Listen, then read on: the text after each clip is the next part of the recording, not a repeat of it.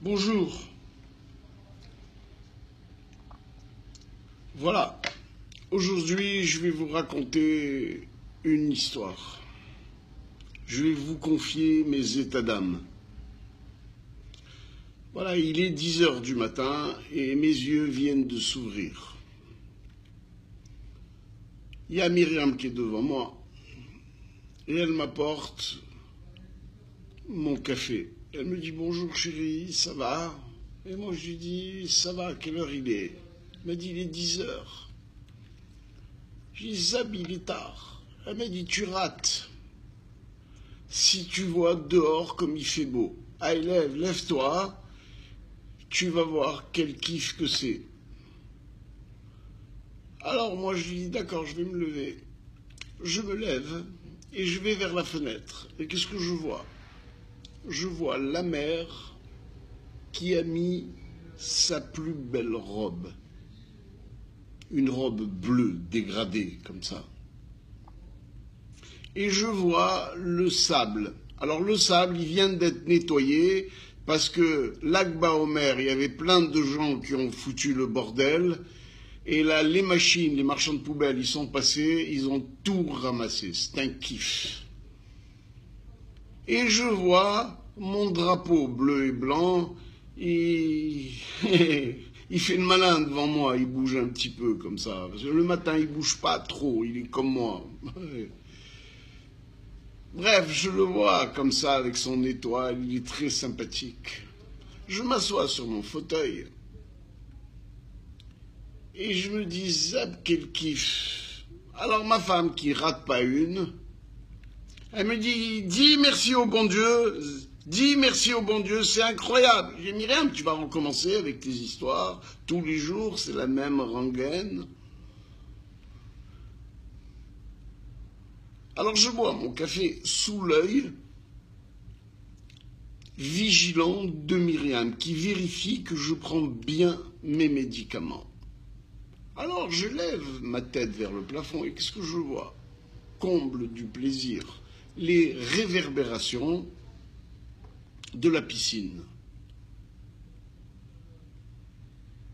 Je dis à Myriam, tu as raison, vraiment c'est un kiff, il faut le remercier, le bon Dieu. Et à la maison, il y a un copain à moi, il s'appelle Jean-Luc Lancry. Il a marié son fils. Et donc, il y avait les Sheba Brachot à la maison, etc. Et moi, la veille, j'ai été à la Hana de ma nièce, Charlotte Sfez. Son père, c'était mon ami. Il a eu la mauvaise idée de partir il y a 5-6 ans. Bref, une très très belle soirée. Et moi, la vérité, ce matin, j'ai la tête en bois un peu. Je suis pas très très net. Alors mon copain, qu'est-ce qu'il me dit? Il me dit, tu sais Myriam, à mon avis, elle a raison. Regarde, moi j'ai mis les tefs. Si tu veux, je les plie pas. Comme ça, tu pourras les mettre. Alors Myriam, elle me dit, oui, oui. Je dis, bon, maintenant laissez-moi tous les deux. Il y en a marre. Par force, vous voulez me convertir, je veux pas. C'est pas mon truc, laissez-moi tranquille. Zab.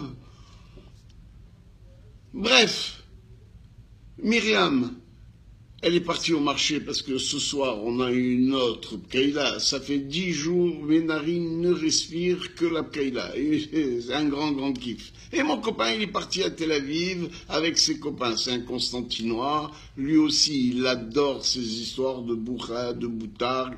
Un épicurien, beau gosse, très, très, très sympathique. Bref. Et en pliant les tefs, qu'est-ce qu'il fait? Il les laisse dans ma table de salon. Alors tout le monde est parti et moi, je suis en tête à tête avec mes tefs. Et je ne sais pas si vous avez vu le film Seul au monde, quand Tom Hanks, quand il fait du feu comme ça, il regarde son ballon où il a dessiné une figure et il parle avec son ballon. Et moi ce matin, Warda, je parle avec mes tefs. Alors, qu'est-ce qu'ils me disent, mes tefs? Voilà, je me lance, je vais vous dire tout ce qu'ils me disent. Elle me dit, dis-moi, Charlie, avec toi, on voit jamais le jour, je suis toujours dans cette enveloppe, dans l'obscurité, jamais je vois la lumière avec toi. Moi, je ne demande qu'à te protéger.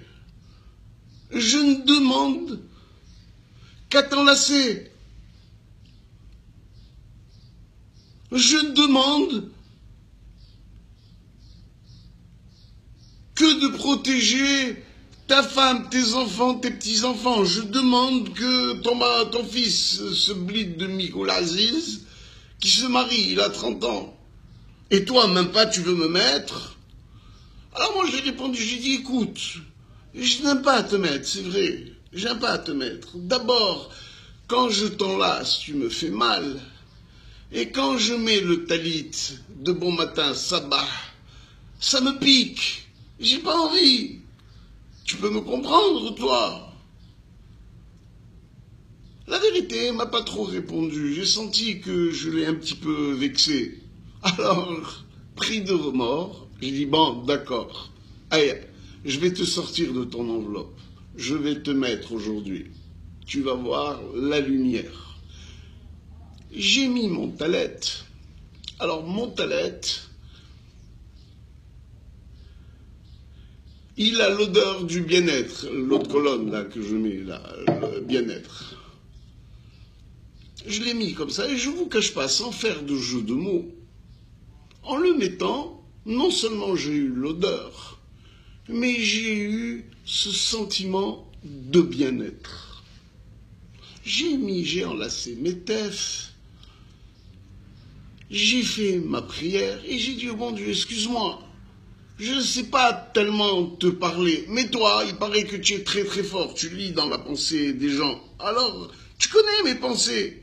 C'est pas la peine que je te dise tous les jours, merci. Une fois, tu as compris.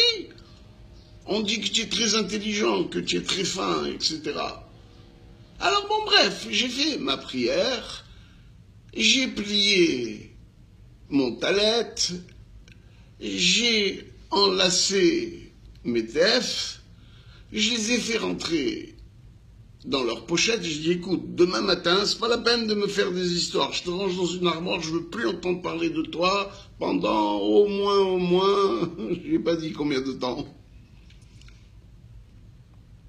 Et je vous cache pas, qu'en les mettant, c'est un kiff. C'est un kiff, d'abord, de se sentir juif. C'est un kiff de se sentir appartenir à ce peuple magnifique. C'est un kiff de vivre dans le pays des Juifs, où tous les jours, il y a une fête. À part Yom HaZikaron, que c'était un peu triste, il n'y a pas de fête. Tous les jours, il y a des fêtes, même quand il y a l'anniversaire d'un mort. Il y a une fête. Même quand on meurt, il y a une fête. C'est un peuple où tous les jours, il y a une fête. Et moi, je suis très, très, très content de vivre dans ce pays et dans ce peuple.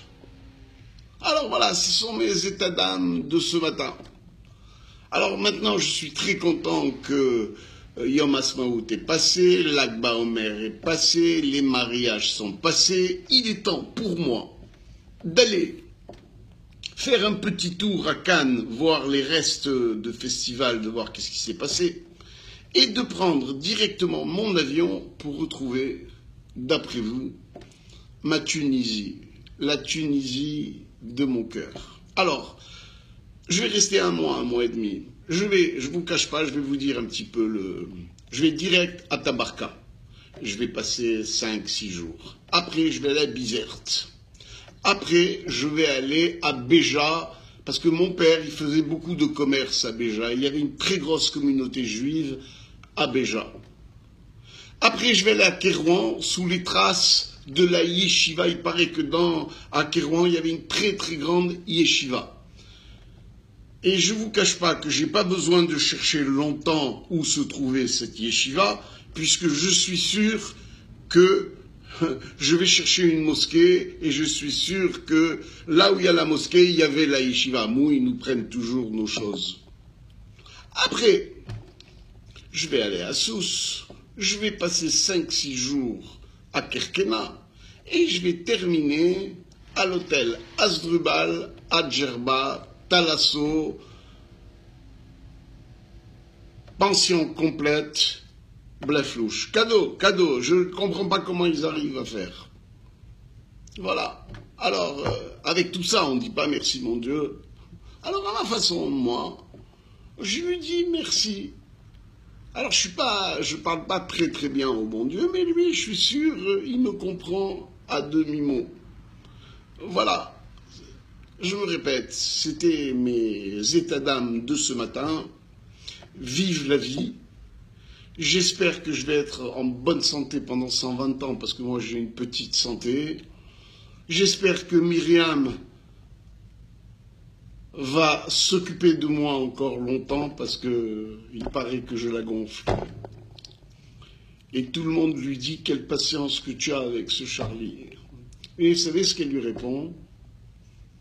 Je vais vous dire la vérité. Vous savez ce qu'elle répond aux gens, à mes détracteurs?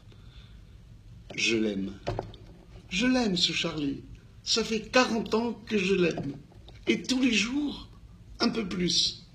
C'est un kiff. Alors voilà. Salut, à bientôt pour une nouvelle aventure. Je vous tiendrai au courant pour Tunis. Bye.